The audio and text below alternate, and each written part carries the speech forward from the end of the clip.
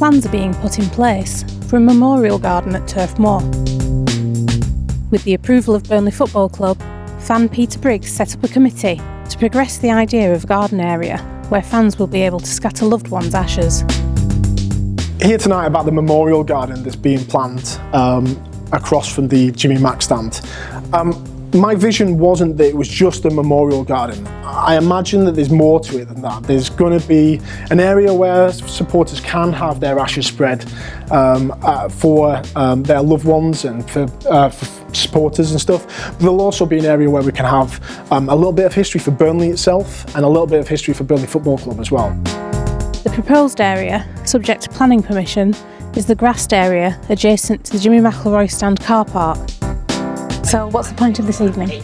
So this is the public consultation. So we've had a local residents consultation already to discuss some of the ideas. So this is really about taking this to the supporters and asking for some feedback from themselves, so we can start generating the plans, get the idea out there and try and get some money so we can pay for the garden.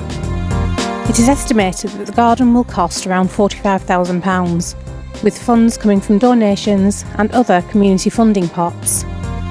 What sort of timescale are we looking at? Well, we're very early on in the consultation at the moment, so we've got to get the plans. We've got a survey going on right now. We then need to form the committee formally. We've got, I think, one space left in the committee that we'd like to fill. And we're going to then try and generate the £45,000 that we're estimating at this moment in time that it will cost to build the garden. At that point, then we'll start making the garden a real garden. The project is entirely fan-led and is in its infancy. Architects from New Ground are consulting with supporters and the committee to produce the most practical, aesthetic and cost-effective plans for the garden. None of these images on the walls are actually any semblance of what it could look like. It's just an artistic feel. So these things are not real. There's no blueprints, there's no plans, and so we're very interested in seeing what supporters want.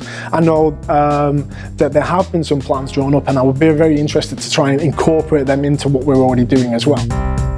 If anybody hasn't realised that tonight was going on, can they still get involved? Yeah, of course. So either contact Veronica at Burnley Football Club or contact myself on pete@claretsmuseum.com. Either one of those email addresses, they can get through to us and then we can get back in touch with them. Any help would be brilliant.